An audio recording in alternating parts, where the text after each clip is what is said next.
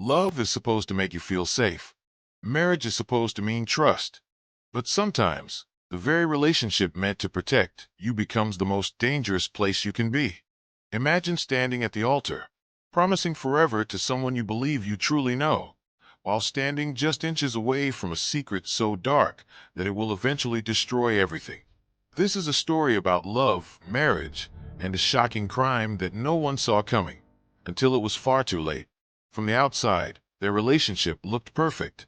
Friends described them as the kind of couple everyone admired, the kind that finished each other's sentences, the kind that posted smiling photos, holiday trips, and anniversaries that made others believe in soulmates again. Her name was Lauren Mitchell. She was in her early 30s, intelligent, warm, and deeply loyal.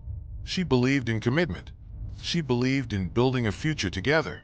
And when she met Daniel Carter, she believed she had finally found her person. They met in a way that felt almost too normal. No drama, no red flags. Just two adults connecting through mutual friends, shared interests, and long conversations that stretched late into the night. Daniel was charming, confident, and attentive. He remembered details about Lauren's childhood, her fears, her dreams. He listened in a way that made her feel valued. And that's how trust begins. Quietly, comfortably, without suspicion. Their relationship moved quickly, but not in a way that felt rushed. Daniel talked about the future early, but Lauren saw that as commitment, not control. He spoke about marriage, stability, and loyalty. He made her feel chosen. Within 2 years, they were engaged. Friends toasted to their love. Family members welcomed Daniel with open arms. No one questioned the man Lauren was about to marry. The wedding was beautiful, simple, elegant, filled with laughter and tears. Lauren looked radiant.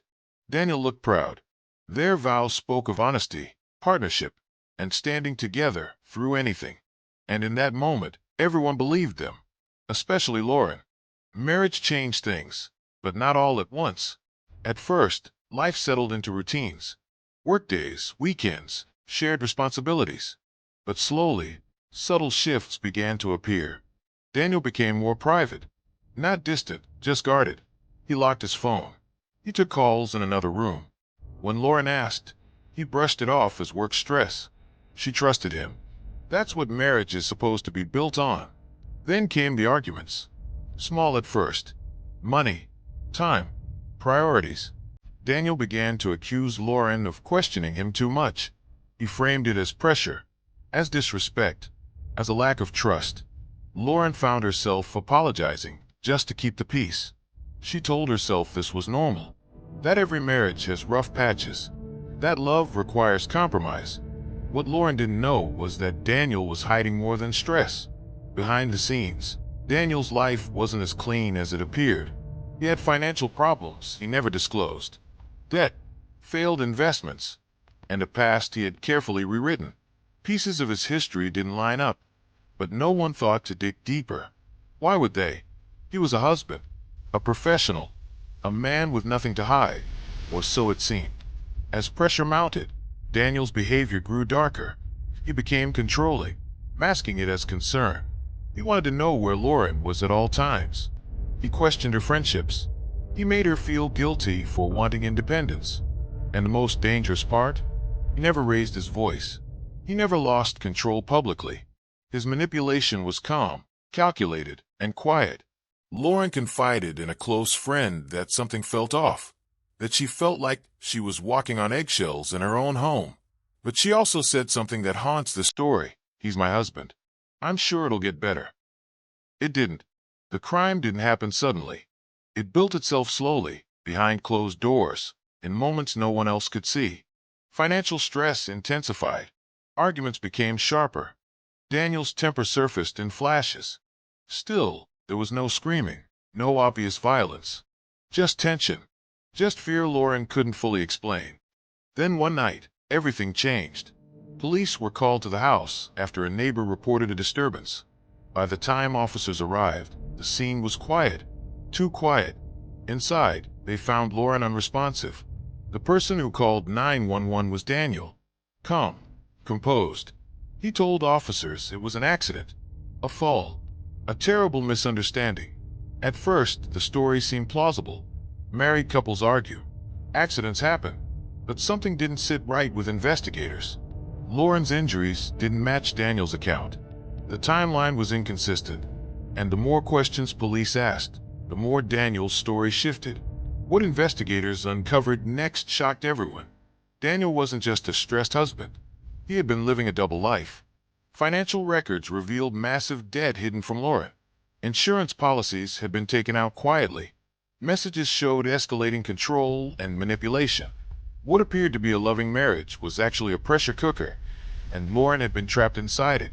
The crime scene told a different story than Daniel's words.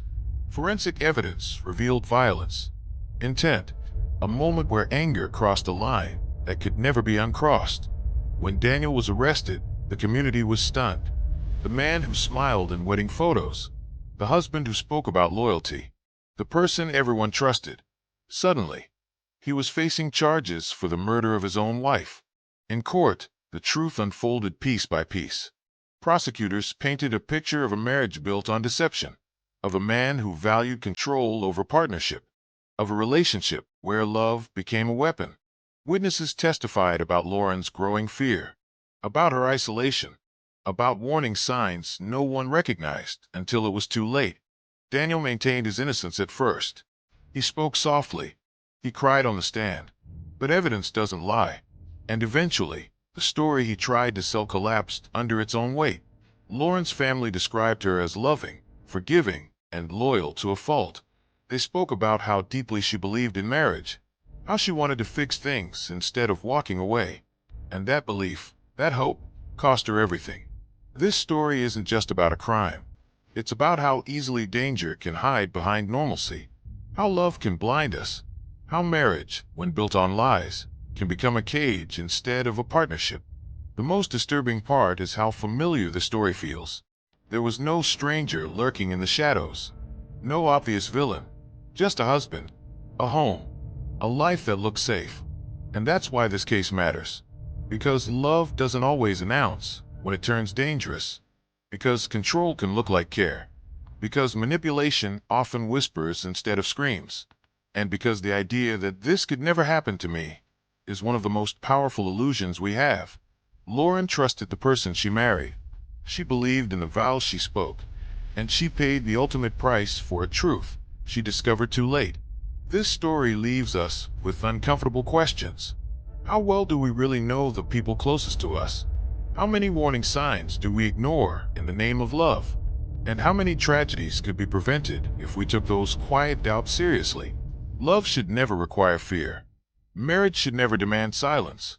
And no relationship is worth losing yourself or your life. This wasn't just a shocking crime. It was a reminder.